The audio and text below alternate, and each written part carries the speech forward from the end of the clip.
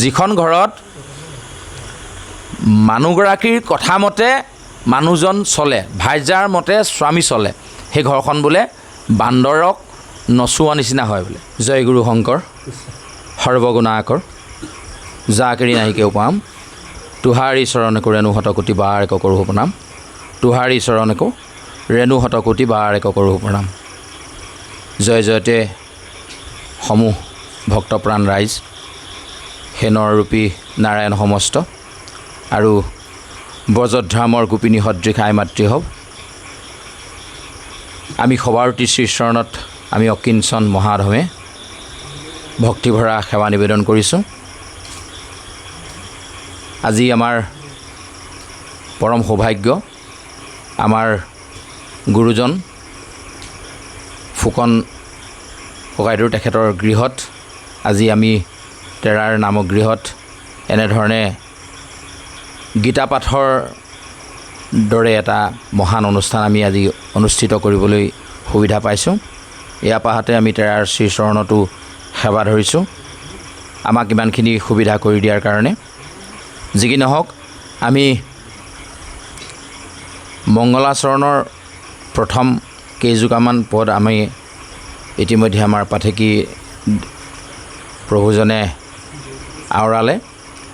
এতিয়া আমি মংগলাচৰণৰ বিষয়ে বৰ বিশেষ দীঘলীয়াকৈ নকওঁ, এইটো কাৰণেই আমি ভাগৱতৰ শ্ৰীমদ ভাগৱত যেতিয়া আমি অনুষ্ঠান কৰা হৈছে, তাত আমি মংগলাচৰণৰ সম্পৰ্কে বহুতবাৰ কোৱা হৈছে, ৰাইজে বহুত শুনিছে আৰু প্ৰায় গম পোৱা হৈছে যে নহয় মংগলাচৰণৰ বিষয়ে কি ক'ব, এই কথাখিনি প্ৰায় মুখস্থ হোৱা নিচিনা হৈছে। কিন্তু তথাপিও আমি মংগলাচৰণৰ বিষয়ে অকণমান ক'বলৈ বিচাৰিছোঁ এই কাৰণেই যে শ্ৰীমদ ভাগৱতত যিভাগ মংগলাচৰণ বুলি পাঠ দিছে, তাত জয় জয় কৃষ্ণ কৃপাময় মহেশ্বৰ বুলি আৰম্ভ কৰি মংগলাচৰণৰ সম্পৰ্কে আমাক যিখিনি জ্ঞান দিছে, এই ক্ষেত্ৰত কিন্তু শ্ৰীকৃষ্ণৰ গীতাৰ ক্ষেত্ৰত মংগলাচৰণৰ আৰম্ভণিটো অলপ বেলেগ ধৰণে কৰিছে। গোবিন্দ মিশ্ৰ প্ৰভুজনে এই শ্ৰীকৃষ্ণ গীতাভাগী লিখিবলৈ যাওঁতেই প্ৰথম কি কৰিছে, মংগলাচৰণৰ প্ৰথম জোকা দুলৰী চন্দ তেখেতে আৰম্ভ কৰিছে কি বুলি, প্ৰথমে গুৰুক নমস্কাৰ কৰোঁ ক্ষীৰ দিয়া চৰণত। এতিয়া সেইকাৰণে আমি বাৰে প্ৰতি আমাৰ উঠি অহা নৱপ্ৰজন্মক আমি জনাব বিচাৰিছোঁ, ক'ব বিচাৰিছোঁ যে আমি সাধাৰণতে ইয়াত নমস্কাৰ বুলি কোৱা শব্দটো যেতিয়াই মনলৈ আহে, আমি দুই হাত জোৰ কৰি এনেধৰণে নমস্কাৰ কৰাটোকে আমি বুজি পাওঁ, নহয় জানো? আমি সকলোৱে ভাবোঁ নমস্কাৰ, হাতেৰে দুইখন হাত লগ লাগি নমস্কাৰ কৰে। কিন্তু ইয়াতে পাঠভাগত প্ৰথমেই অকণমান বেলেগ ধৰণে কথাটো আগবঢ়াইছে কি, প্ৰথমে গুৰুক নমস্কাৰ কৰোঁ ক্ষীৰ দিয়া চৰণত। ইয়াত ক্ষীৰে নমস্কাৰ কৰাৰ কথাটো কৈছে। আৰু ঘোষাটো কীৰ্তনতো লিখিছে গুৰুজনে যে কি বুলি, কি কৰিলোঁ ভকতি নকৰি অন্তকে পাইলৈ কৰহি ৰক্ষা কৰা কৰি, এনেকৈ কি হৈছিলে আপোনাৰ ঘোষাভাগ আছিলে এনেকৈ যে নকৰিলোঁ মাধৱক ক্ষীৰে নমস্কাৰ, ইটো মাথা গোট মূৰ ভৈল মহা ভাৰ। এতিয়া এই ক্ষীৰে নমস্কাৰ কৰা কথাটো গুৰুজনে কিয় উল্লেখ কৰিছে? তো ইয়াত আমি এটা কথা সেইকাৰণে বুজিব লাগে, মংগল আচৰণৰ ক্ষেত্ৰত আমি সদায় এইটো কথা মন কৰিব লাগে যে আভ্যন্তৰীণভাৱে যেতিয়ালৈকে মানুহৰ আচৰণবিলাক শুদ্ধ নহয়, তেতিয়ালৈকে বাহ্যিক যিবোৰ শৰীৰটোৰ দ্বাৰা যিবিলাক অনুষ্ঠান কৰা যায়, অংগী ভংগী কৰা যায়, এইবিলাক ভংগীমাবিলাক শুদ্ধ নহয়। তো সেইকাৰণে আমি কি কৰিব লাগে, প্ৰথম কথা হ'ল কি, মগজুত আমাৰ চিন্তাটো কি হৈ আছে, যে মই হাতেৰে নমস্কাৰ কৰিব লাগে কাৰণে কৰিছোঁ, কিন্তু মনত ভাৱ আছে মোৰ এই মানুহজনক দেখিবলৈকে মন নাযায়, ৰাস্তাত দেখিলে মাতিবলৈকে মন নাযায়, কিন্তু এতিয়া সমাজলৈ আহিলে নমস্কাৰ নকৰিলেও নহয়, সেইকাৰণেহে নমস্কাৰটো কৰিছোঁ। কিন্তু হাত দুখনে নমস্কাৰ কৰিছে, মনত ভাৱ যদি সেইটো চলি আছে, তেতিয়াহ'লে সেয়া শুদ্ধ হোৱা নাই। সেইকাৰণে আমাক প্ৰথমে কৈছে নমস্কাৰ কৰিবলৈ হ'লে প্ৰথমে শিৰ চৰণত থাকিবলৈ কৈছে। যে চৰণত থাকিবলৈ হ'লে চাওক, আমি সাধাৰণতে নমস্কাৰ কৰিলে মূৰটো এনেকৈ ধুৱাই দিলে শিৰ নত কৰা যিটো কৰা হয়, তেনেকৈও নমস্কাৰ কৰা হয়, কিন্তু গুৰুজনে সিমানখিনিতে ৰৈ দিয়া নাই। গোবিন্দ মিশ্ৰ প্ৰভুজনে আমাক কি কৰিছে, যে চৰণলৈকে আমাৰ শিৰভাগ নমাই নিবলৈ কৈছে।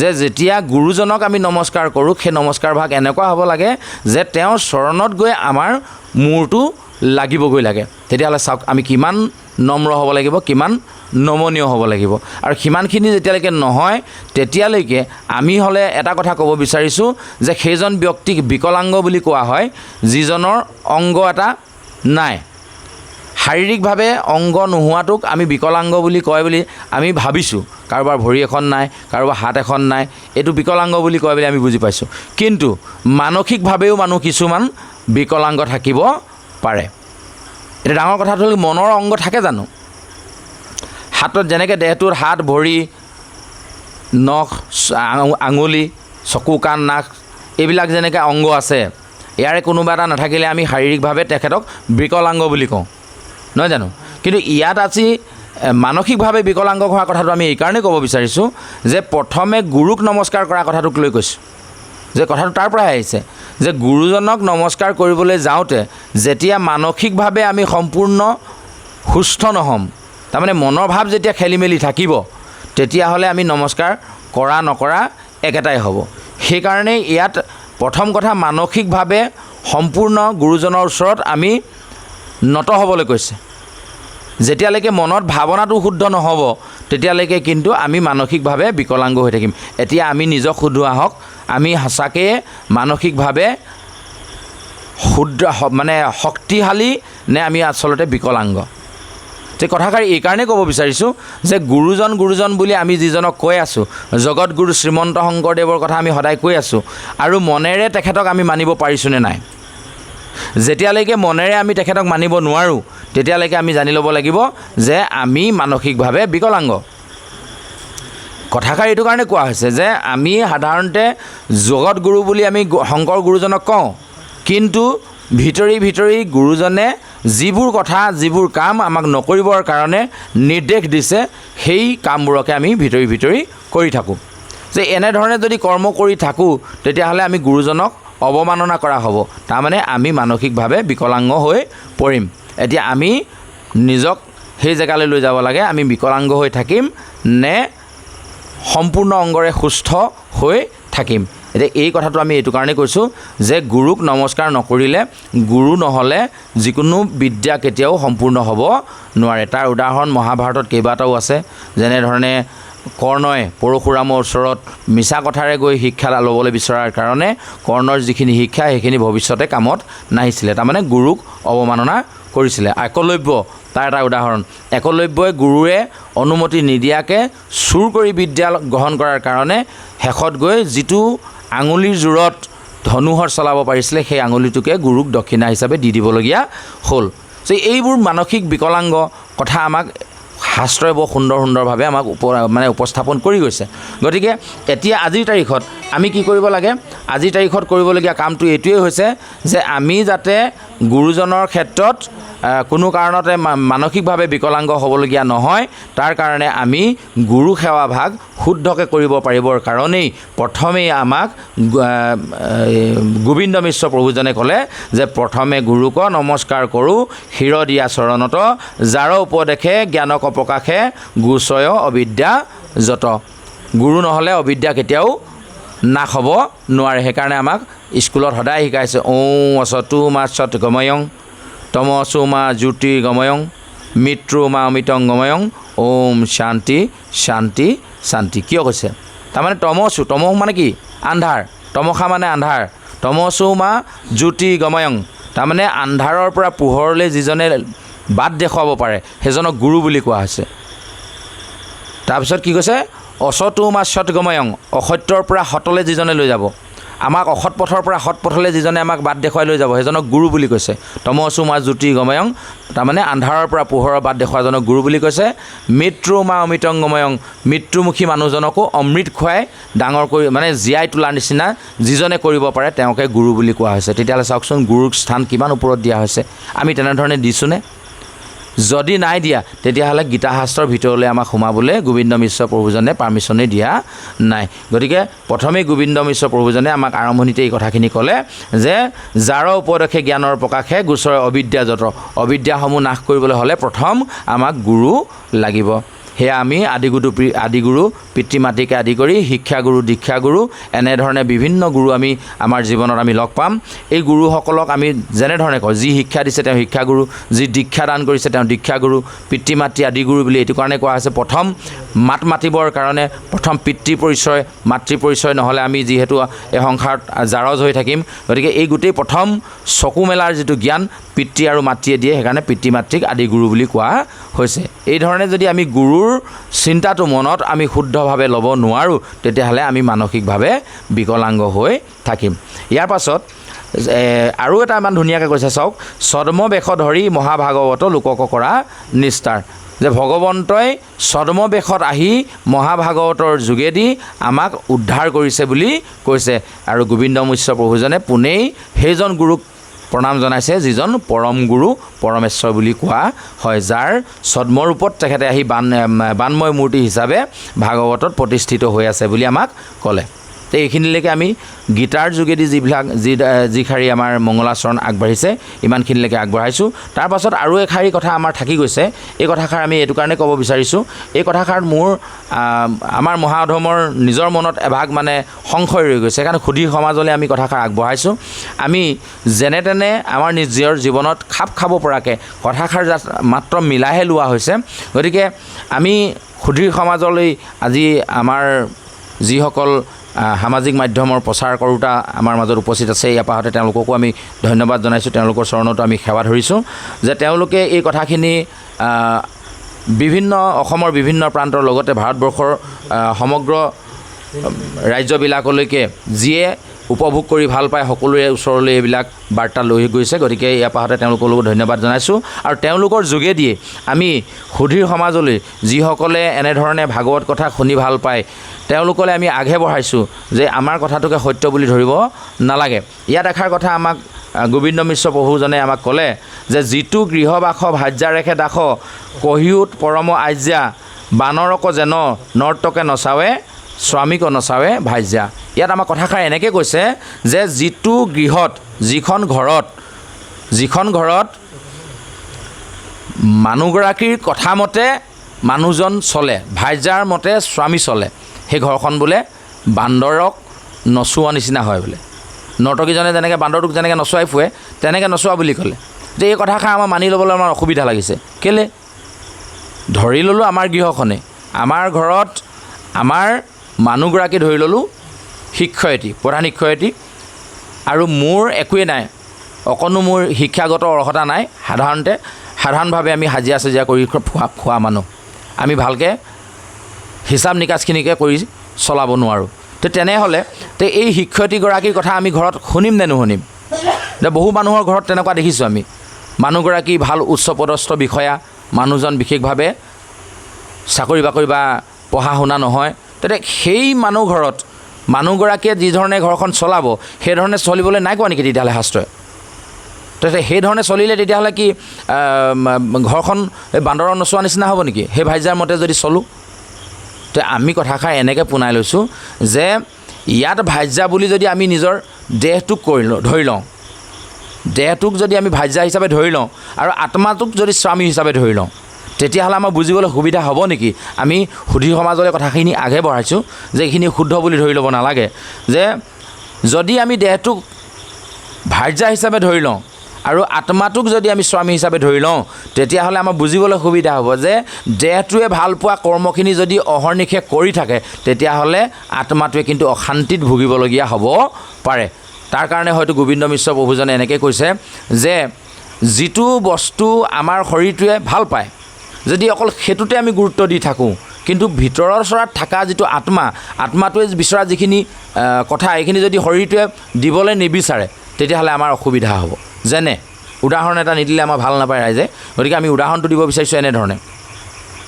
ধৰি ল'লোঁ আমি শৰীৰটোৱে ভাল পাইছোঁ খুব ধুনীয়া কাপোৰ কানি পিন্ধি, ভাল ঠাইলৈ ঘূৰি ফুৰি, চকুৱে ভাল বস্তু চাই, কাণেৰে ভাল কথা ভাল গান শুনি, বা মুখেৰে বিভিন্ন ধৰণৰ কথা কৈ যিখিনি কথা আমি কৈ ভাল পাওঁ সাধাৰণতে, কিন্তু আত্মাটোৱে সেই কথাখিনি ক'বলৈ বিচৰা নাই বা শুনিবলৈ বিচৰা নাই, বা আত্মাটোৱে যিটো খাবলৈ বিচাৰিছে সেইটো দিয়াত আমি গুৰুত্ব দিয়া নাই। কেৱল মাত্ৰ বাহ্যিকভাৱে এই টাইটানিক জাহাজৰ নিচিনাকৈ ৰংচঙীয়াকৈ ওপৰ মহলটো গুৰুত্ব দিওঁতে দিওঁতে তলমহলত পানী সোমাই যেনেকৈ জাহাজ ডুবিবলগীয়া অৱস্থা হ'ল, ঠিক তেনেধৰণে দেহাটো গুৰুত্ব দিওঁতে দিওঁতে আত্মা যদি জহি খহি যাবলৈ হয়, তেতিয়াহ'লে আত্মা নাথাকিলে দেহা জানো ৰ'ব। যে এই তত্ত্বটোত যদি আমি তেনেধৰণে মিলাই লওঁ যে দেহটোৰ মতে যদি স্বামীগৰাকী মানে আত্মাৰূপী স্বামীটো যদি চলি থাকে, তেতিয়াহ'লে চাগে অসুবিধা হ'ব। এইভাৱে যদি আমি মিলাই লওঁ, তেতিয়াহ'লে আমাৰ দেহটো পৰিচালনা কৰিবৰ কাৰণে আমাৰ সুবিধা হ'ব বুলি ভাবি এই যিটো গৃহৰ বাস ভাজ্যাৰ হয়ে দাস কহিও তাহাৰ আজ্ঞা শুনিও তাহাৰ আজ্ঞা যিটো কথা কৈছে, আমি তেনেধৰণে আমি ভাবি লৈছোঁ। আৰু পিছলৈ মংগলাচৰণত ইয়াৰ সবিশেষ দিছে, অলপ দীঘলীয়াকৈ কৈছে, তথাপিও আমি মংগলাচৰণৰ পাঠ ইমানতে এৰি আমি আজি গীতাৰ যিটো প্ৰথম পাঠ বিষাদ যুগ, যাৰ পৰা গীতা আৰম্ভ হৈছে, আমি বিষাদ যুগৰ পাঠ অকণমান আগবঢ়াম বুলি ভাবিছোঁ। এইখিনিলৈকে আমি এই কথাখিনি এনেধৰণে আগবঢ়াইছোঁ। আহকচোন আমি আমাৰ আত্মাটোৰ মতে চলোঁ। আত্মাই যিটো বিচাৰে, আচলতে শৰীৰৰ খাদ্য আত্মৰ খাদ্যৰ মাজত পাৰ্থক্য আছে। আত্মাই যিবোৰ খাই ভাল পায়, আত্মাই যিটো আনন্দ উপভোগ কৰি ভাল পায়, গতিকে আনন্দ বোলা বস্তুটো উপভোগ কৰিবলৈ সুবিধা কেৱল মাত্ৰ আত্মাটোৰহে আছে। দেহত আনন্দ উপভোগ কৰিব পৰা সুবিধাটো নাই। দেহত আমি আনন্দ পাবৰ কাৰণে ভাল বিলাসী কাপোৰ এযোৰ পিন্ধিব পাৰোঁ, কিন্তু সেই কাপোৰযোৰৰ মূল্যটো দেহটোৱে বুজি নাপায়, মূল্যটো বুজি পাব আত্মাটোৱেহে। উপলব্ধিটো আত্মাইহে কৰিব। মই বৰ ধুনীয়া চাৰ্ট এটা পিন্ধিলোঁ দেই, ভাল লাগিছে। কোনোবাই যদি কয়ও বোলে বৰ ধুনীয়া ড্ৰেছ এযোৰ পিন্ধিলা দেই, ভাল লাগিছে, যে এই কাপোৰযোৰ পিন্ধাৰ ওপৰত যে আমাক কোনোবাই ধন্যবাদ এটা জনালে, এই ধন্যবাদটো শৰীৰটোৱে পাব জানো? নাপায়। বেয়া কাম এটা কৰাৰ কাৰণে যদি কিবা কাৰণত শৰীৰটোত দুকোপ কোনোবাই দিলে শাস্তি হিচাপে, শাস্তিটো আত্মাই পাব জানো? প্ৰথম দেহাটোৱে পাব। যে মানে কি হয়, যিবোৰ শাস্তি আমাক প্ৰদান কৰে, ধৰি ল'লোঁ কোনোবা এজনে কাৰোবাক মাৰ্ডাৰ কৰি দিলে বা কোনোবা এজন মানুহক মৃত্যুৰ দণ্ড দিলে, মাৰি দিলে, তো আইনে যদি তেওঁক ফাঁচি দিবলৈ হয়, আত্মাটো ফাঁচি দিবনে শৰীৰটো ফাঁচি দিব? ফাঁচিটো শৰীৰটোৱে দিব, নহয় জানো? শৰীৰটোকহে ফাঁচি দিব, আত্মাটোকতো ফাঁচি দিব নোৱাৰে। গতিকে আত্মাটোৱে সেই শাস্তিটো নাপায়। গতিকে কিছুমান বস্তু আকৌ আত্মাটোৱে পায়, দেহটোৱে নাপায়। যেনে ধৰক এই যে যিটো আনন্দৰ কথা ক'লোঁ, কাপোৰ এযোৰ পিন্ধি দেহটোৱে আনন্দটো নাপায়, আনন্দটো উপলব্ধি কৰিব আত্মাটোৱে। সেইকাৰণে এই দুয়োটা বস্তু যেতিয়ালৈকে মিল নাথাকিব, তেতিয়াহ'লে সেইখিনিতে অসুবিধাটো হ'ব বুলি ভাবি চাগে গোবিন্দ মিশ্ৰ প্ৰভুজনে আমাক তেনেকৈ ক'লে, যিটো গৃহবাস ভাজ্যাৰ ৰেখে দাস শুনিও তাহাৰ আজ্ঞা বানৰক যেন নৰ্তকী নচাৱে স্বামীক নচাৱে ভাজ্যা। গতিকে দেহটোৰ মতে আমি অহৰ্নিশে যদি চলি থাকোঁ, তেতিয়াহ'লে আমাৰ অসুবিধা হ'ব বুলি ভাবি চাগে আমাৰ কথাখিনি এনেধৰণে আগবঢ়ালে। ইয়াৰ পাছতে ভগৱন্ত কৃষ্ণই অৰ্জুনক আচলতে এই কথাখিনি কৈছে বুলি আমাক গীতা শাস্ত্ৰই জানিবলৈ দিছে। বিষাদ যুগ আমি পাঠভাগ পাৰ হৈ অহাৰ কাৰণে, কৰ্মৰ যুগত আৰম্ভ কৰাৰ কাৰণে আমি কেইটামান কথা পাৰ হৈ যোৱা নিচিনা হৈছে। তথাপি আমি অকণমান আনিব বিচাৰিছোঁ যে গীতা আৰম্ভ হৈছে বিষাদ যুগেৰে। যে বিষাদ যুগ বুলি কওঁতে অৰ্জুনে ধনুহৰ পেলাই যুদ্ধ নকৰোঁ বুলি যেতিয়া যুদ্ধৰ মাজবাটত সৈন্যৰ মাজতে দুই সৈন্যৰ মাজত যেতিয়া ৰৈ দিছিলে, তেতিয়া অৰ্জুনক যুদ্ধমুখী কৰিবৰ কাৰণে, যুদ্ধ কৰোৱাবৰ কাৰণে কৃষ্ণই যিখিনি কথা অৰ্জুনক কৈছিলে, এই কথাখিনিকে গীতা আকাৰত গোবিন্দ মিশ্ৰ প্ৰভুজনে আমাৰ সমাজলৈ, নৰ সমাজলৈ আগবঢ়ালে। গতিকে এই কথাখিনিত এটাই হৈছিলে, গীতাভাগ আৰম্ভ হৈছিলে কোনখিনিত? যে য'ত অৰ্জুনে ধনুহৰ পেলাই দিছিলে যুদ্ধ নকৰোঁ বুলি। তে মূল তত্ত্বটো আমি এইটোৱে বুজি ল'ব লাগে, যে বাকীখিনি আমাৰ শ্ৰদ্ধাৰ বিপুল ককাইদেউ আছে, তেখেতে ক'ব। আমি খালি অকল এইটোৱে ক'ব বিচাৰিছোঁ যে গীতাখনৰ আৰম্ভটোনো কিয় এনেধৰণে হ'ল, যে অৰ্জুনে দুখ কৰিছে কাৰণে এইটো বিষাদ যুগ বুলি কোৱা হৈছে। তো সেইখিনিত অৰ্জুনৰ দুখটো হৈছে এইটোৱেই যে যেতিয়া তেওঁ যুদ্ধ কৰিবলৈ গ'ল, দেখিলে যে বিপৰীতমুখী যিমানখিনি শত্ৰু বুলি যুদ্ধ কৰিবৰ কাৰণে যাৰ ওচৰলৈ আগবাঢ়ি গৈছে, যে এই গোটেই মানুহখিনি তেওঁলোকৰ আত্মীয় স্বজন। মানে দুৰ্যোধন, দুশাসন, ভীষ্ম, দ্ৰোণাচাৰ্য, কৃপাচাৰ্যকে আদি কৰি সকলোখিনি ককাই ভাই, বংশ কুটুম, খুৰা পেহা, শহুৰ, খুলশালী, এনেধৰণৰ যিমানবোৰ সম্বন্ধীয় আছে, গোটেই সম্বন্ধীয় মানুহখিনিয়ে যুদ্ধলৈ আহিছে। দেখি তেওঁ ধনুহৰ পেলাইছে। কিন্তু এই ক্ষেত্ৰত আমাক জানিবলৈ এইটো কথা দিছে যে, কি জানিব দিছে আমাক কৃষ্ণই? এই গীতা ভাগৰ যোগেদি আমিও তেনেকুৱা কৰোঁ নেকি? আমি আমাৰ মাজলৈ কথাখিনি টানি ল'ব বিচাৰিছোঁ এনেধৰণে যে যেতিয়া যিটো বিদ্যাত মানুহজন পাৰ্গত হয়, পাৰ্গত হোৱাৰ পাছত যেতিয়া সেই বিদ্যাটো কামত নখটায়, তেতিয়াহ'লে সেই বিদ্যাটো লাভ কৰা নকৰা একেটাই হয়, আৰু সেইটো কেতিয়াও হ'বলৈ দিব নালাগে বুলি কৈছে। আমাক এই কথাটো এইকাৰণেই ধৰ্মক্ষেত্ৰ কুৰুক্ষেত্ৰ বুলি কৈছে। মহাভাৰতৰ যুদ্ধখনক ধৰ্মক্ষেত্ৰ বুলিও কৈছে, কুৰুক্ষেত্ৰ বুলিও কৈছে। যে কুৰুক্ষেত্ৰ হ'ব পাৰে, কিন্তু ইয়াত ধৰ্মৰ যুদ্ধ হৈছে বুলি কৈছে। যে ধৰ্মৰ যুদ্ধ কৰিবলৈ যাওঁতে অধৰ্মক বিনাশ কৰি ধৰ্মক স্থাপন কৰিব পৰাটোৱে হ'ল ধৰ্মৰ যুদ্ধৰ মূল উদ্দেশ্য। গতিকে এই মূল উদ্দেশ্যটো কৰিবলৈ যাওঁতে যদি আমি ধৰ্মৰ পৰা বিচলিত হৈ যাওঁ, তেতিয়াহ'লে কিন্তু আমাৰ যিটো মূল কৰণীয় সেইটোৰ পৰা আমি বিচলিত হোৱা নিচিনা হ'ব। তো এতিয়া অৰ্জুনে কি কৰিলে? অৰ্জুনৰ মূল বস্তুটো হ'ল কি? অৰ্জুন শ্ৰেষ্ঠ ক'ত? অৰ্জুন হ'ল গাণ্ডীৱধাৰী, তেওঁ মানে ভাল ধনুৰ্ধৰ, হয়নে নহয়? শ্ৰেষ্ঠ, পৃথিৱীৰ শ্ৰেষ্ঠতম মানে ধনুৰ্বিদ হৈছে অৰ্জুন। গতিকে অৰ্জুনৰ মূল মানে অস্ত্ৰ কি? গাণ্ডীৱ, ধনুখন। এতিয়া যদি সেই গাণ্ডীৱখনকে পেলাই দিয়ে যুদ্ধ নকৰোঁ বুলি, তেতিয়াহ'লে তেওঁ অৰ্জুনৰ অস্তিত্বটোৱে নাইকিয়া হ'ব। তে আমাৰ জীৱনত তেনেকুৱা হয় নেকি? আকৌ আমাৰ প্ৰায় হয় কেতিয়াবা। আমি উদাহৰণ এটা দিওঁ, বিপুল গাইডে প্ৰায় মাজে মাজে কয় এই কথাটো, যে আমি তেখেতৰ পৰা কোৱা নিচিনাই হৈছে, পিছলৈ ক'ব তেখেতে বহলাই, মই চমুকৈ কৈছোঁ যে যেতিয়া কিবা এটা দুৰ্নীতিগ্ৰস্ত কৰ্ম হয়, ধৰি ল'লোঁ আমাৰ সন্মুখেদি যোৱা ৰাস্তাটো বনাইছে কোনোবা এজন ঠিকাদাৰে, কামটো ভাল নাই হোৱা, আমি কি কৰোঁ ৰাইজে? আপোনালোকৰ ফালেও চাগে হয়, কি হয়? এই যে কামটো ভাল নাই হোৱা দেই, কালি গাঁৱৰ ৰাইজ ওলাবি হ'লে চাবগৈ লাগিব। গাঁৱৰ ৰাইজ লগ লগালোঁ, ময়ে আগভাগ ল'লোঁ, আগভাগ লৈ গাঁৱৰ ৰাইজ লগ লগাই ৰাস্তাটো বন্ধ কৰি দিলোঁ। কোন ঠিকাদাৰে বনাইছে মাত, ঠিকাদাৰ আহিব লাগিব, কামটো ভাল হোৱা নাই। লাষ্টত আহি যে দেখিছে ঠিকাদাৰটো বোলে কোনজন ঠিকাদাৰ? এইজনে, ইচোন আমাৰ ভতিজাটো। এই হ'ব দে আৰু এনেকুৱা কৰোঁ নেকি বাৰু? হয়নে নহয়? এতিয়া এনেকুৱা যদি কৰোঁ, তেতিয়া কিন্তু কৃষ্ণ কৈছে নহ'ব। প্ৰথমে তুমি কি বুলি কৈছিলা? যে যিটো দুৰ্নীতি তাক নাশ কৰিবই লাগিব। তোমাৰ ঘৰৰ হওক, ভতিজা হওক, তোমাৰ ভাই হওক, সেইটোলৈ ভাবিলে নহ'ব। তোমাৰ ল'ৰাই যদি হয়, তথাপিও তুমি দুৰ্নীতিৰ বিৰুদ্ধে কিন্তু মাত মাতিব লাগিবই। এতিয়া অৰ্জুনেও প্ৰথমে সেইটোকে কৰিলে। যেতিয়া দুষাসনে বস্ত্ৰহৰণ কৰিলে, তেতিয়াহ'লে তেওঁলোকক নিপাত কৰিম বুলি তেতিয়া প্ৰতিজ্ঞা কৰিলে। ভীমে দুৰ্যোধনৰ উৰু ভাঙিম বুলি প্ৰতিজ্ঞা কৰিলে। অৰ্জুনে প্ৰতিজ্ঞা কৰিলে যে নহয়, যিটো মানে অন্যায় আমাৰ ক্ষেত্ৰত কৰা হৈছে, তাৰ অন্যায়ৰ প্ৰতিশোধ আমি ল'মেই। তেনেধৰণে প্ৰতিজ্ঞা কৰাৰ পাছত যেতিয়া সন্মুখত তেওঁলোকক পালে, তাৰ পাছত তেওঁ কৈ ক'লে যে এইখিনি মোৰ ককাই ভাই, মই সিহঁতক মাৰিব নোৱাৰোঁ। তেতিয়া কৃষ্ণই কৈছে নহ'ব। গতিকে এই কথাটো আমি তাৰ পৰা আমি বুজি ল'ব লাগিব। তাৰ পাছতে সাংখ্যতত্ত্বৰ জ্ঞান দিছে। সাংখ্যতত্ত্ব যিহেতু সাংখ্য জ্ঞান আমি পাৰ হৈ গ'লোঁ, আমি এতিয়া কৰ্মযুগলৈ যিহেতু আহিছোঁ, সেইকাৰণে আমি কৰ্মযুগৰ কথাকে দুই এটা ক'ব বিচাৰিছোঁ। যে ইয়াত গীতা শাস্ত্ৰই আমাক আৰু এটা জ্ঞান দিছে। গীতা আচলতে জ্ঞান তত্ত্ব। গীতা জ্ঞান তত্ত্ব আমি এইটো কাৰণেই কওঁ যে গীতা শব্দটোৰ অৰ্থটোৱে আমি পোনাই লোৱা মতে, শাস্ত্ৰজ্ঞ পণ্ডিতসকলৰ মতে নহ'বও পাৰে, আমি পোনাই লোৱা মতে এনেকুৱা, মানে হৈছে জ্ঞান, দীঘৰিকাৰলৈ বুজাইছে ঈশ্বৰ। ক'ৰ জ্ঞান? ঈশ্বৰ। গত দীঘৰিকাৰে গি। মানে তত্ত্ব, জ্ঞান তত্ত্ব। আকাৰডালে বুজাইছে আহৰণ। তাৰমানে ঈশ্বৰৰ জ্ঞান তত্ত্ব আহৰণৰ পুথিভাগ হৈছে গীতা। আমি এনেকৈ পোনাইহে লৈছোঁ, এইটো আমাৰ মনৰ ভাৱনাহে, যে এইখিনি শুদ্ধ বুলি সকলোৱে ধৰি ল'ব নালাগে।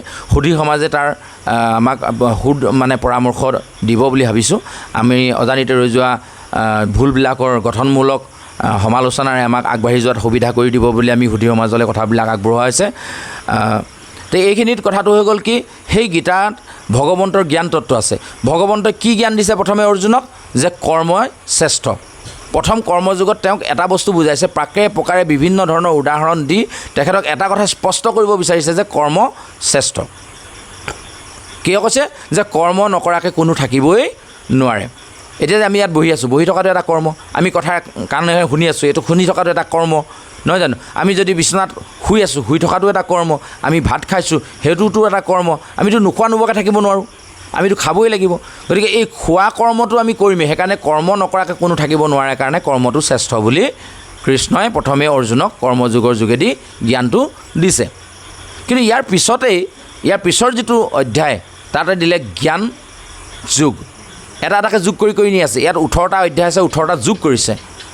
তো এই 18টা যুগত অৰ্জুনক কৃষ্ণই সমস্ত দেহৰ গোটেই তত্ত্বখিনি কিন্তু বুজাই দিছে। 18টা তত্ত্বৰ বিষয়ে ধুনীয়াকৈ বুজাই দিছে। বাকী 6টা তত্ত্ব থাকি গৈছে, 24টা তত্ত্ব। বাকী 6টা তত্ত্ব আমি গুণমালা যদি পঢ়োঁ তাত 6টা অধ্যায়ত গুণমালা আছে, আমি তাত পাম। আমি গীতাত 18টা তত্ত্ব পাইছোঁ 18টা অধ্যায়ত। গতিকে এই 18টা তত্ত্বত আমাক সম্পূৰ্ণ বুজাই দিছে যে কেনেকৈ ধৰণে কি কৰিলে আমাৰ জীৱনটো আমি এটা মানে শৃংখলাবদ্ধ জীৱন হিচাপে আমি আগবঢ়াব পাৰিম। যিয়ে নহওক, এতিয়া কৰ্মটো শ্ৰেষ্ঠ সেইটো কাৰণেই হ'ল যে কৰ্ম নকৰাকৈ কোনো থাকিব নোৱাৰে। তাৰপিছত আকৌ জ্ঞান শ্ৰেষ্ঠ বুলি এইটো কাৰণে ক'লে যে জ্ঞান নহ'লে মানুহে কৰ্ম কৰিব নোৱাৰে। আমি যে ভাত খাব লাগে সেই জ্ঞানটো মোৰ হ'ব লাগিব নহয়। ভোক যে লাগিছে এই কথাটো আমাৰ জ্ঞান হ'ব লাগিব, জ্ঞান নহ'লেতো আমি সেইটো কাম নকৰোঁ। তো জ্ঞানেৰে আমাক সেই কথাটো ক'ব লাগিব, সেইকাৰণে জ্ঞান শ্ৰেষ্ঠ। কিন্তু জ্ঞানৰ যোগেদি যদি কৰ্মটো কৰে তেতিয়াহ'লে সেইটো সুকৰ্ম বুলি কৈছে। কেলৈ? ধৰি ল'লোঁ সৰু ল'ৰা এটাই যেনিবা ইয়াতে বন্তি এভাগ জ্বলি আছে, সি মানে চুচৰি চুচৰি গৈ চিনি নাপায় জুই কি বস্তু, বন্তি ভাগত আঙুলিটো দি দিলে, জুইয়ে যদি পুৰিলে তাক, সি চিঞৰি কান্দি মেলি আঁতৰি গুচি আহিব। দ্বিতীয়বাৰ যদি জোৰ কৰিও তাৰ হাতখন ধৰি মাই জুই কোৱালৈ নিবলৈ বিচাৰোঁ, মানে চাকি গছত লগাই দিবলৈ বিচাৰোঁ, সি কিন্তু নিনিয়ে, জোৰ কৰি আঁতৰাই লৈ আহিব। কিবা এটা ইংগিত দি হ'লেও নিজে মুখে কৰিব নোৱাৰিলেও এনেকুৱা ধৰণৰ কিবা কিবি কৈ হ'লেও সৰু ল'ৰাটোৱে তাৰ মানে নোচোৱাকৈ আঁতৰি আহিবলৈ বিচাৰিব নিবিচাৰিব? নিশ্চয় বিচাৰিব। কাৰণ কেলৈ? তাৰ সেই জ্ঞানটো উপজিলে কি যে এইটো চুলে পুৰে, ইয়াক চুব নালাগে। তো এই কথাটো যেতিয়া বুজি পালে সেইকাৰণে কৈছে যে বুজি পাই নেক্সট টাইম যিটো কাম কৰিব, পিছৰবাৰত যিটো কাম কৰিব তাৰ শুদ্ধ হ'ব। তাৰমানে সেইকাৰণে হ'লেও জ্ঞানটো শ্ৰেষ্ঠ। এনে ধৰণেৰে গীতাৰ মানে সমস্তখিনি তত্ত্ব মানে আমাক গুৰুজনে আগবঢ়াই লৈ গৈছে। ইয়াত সেইকাৰণে কৈছে অৰ্জুন মগন ভৈলা শোকপংকে পৰি স্বভক্তক সাংখ্যযোগে নিস্তাৰি লাহৰি।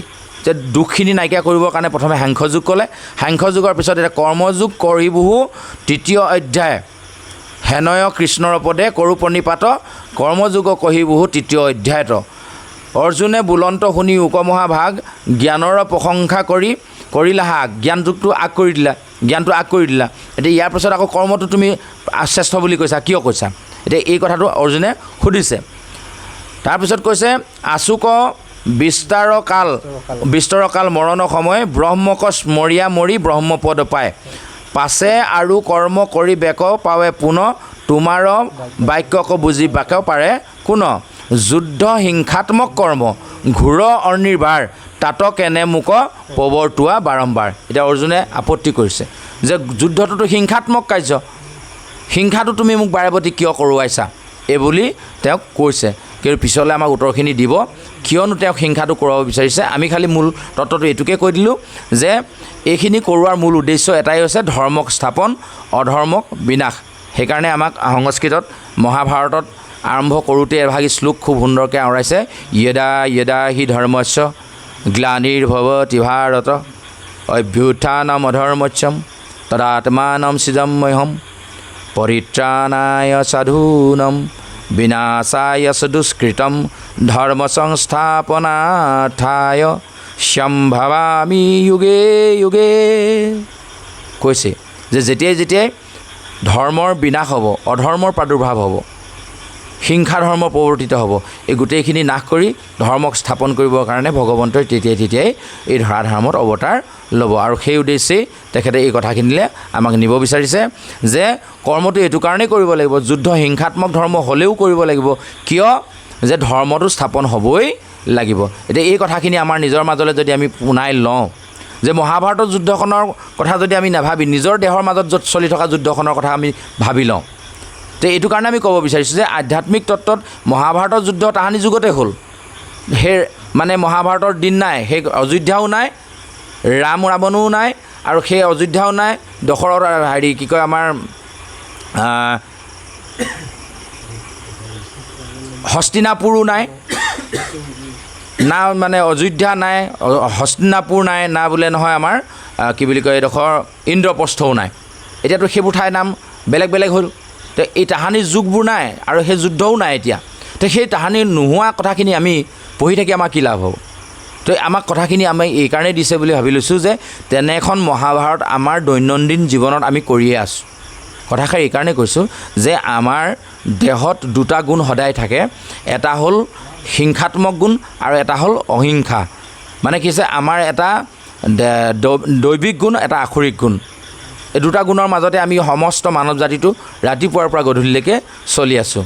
আমি সেনেকুৱা উদাহৰণ আগতে ভাগৱতৰ বিভিন্ন আলোচনাৰ মাধ্যমেৰে আমি জনাইছোঁ যে এতিয়াও আমি এইটো কথাই ক'ব বিচাৰিছোঁ যে আমি কিছুমান কৰ্ম কেতিয়াবা হিংসাৰ যোগেদিও কৰিবলগীয়া হয়। হিংসা মানে গৰু গাখীৰকণ কাঢ়ি অনাটোতো হিংসাই হৈছে ন।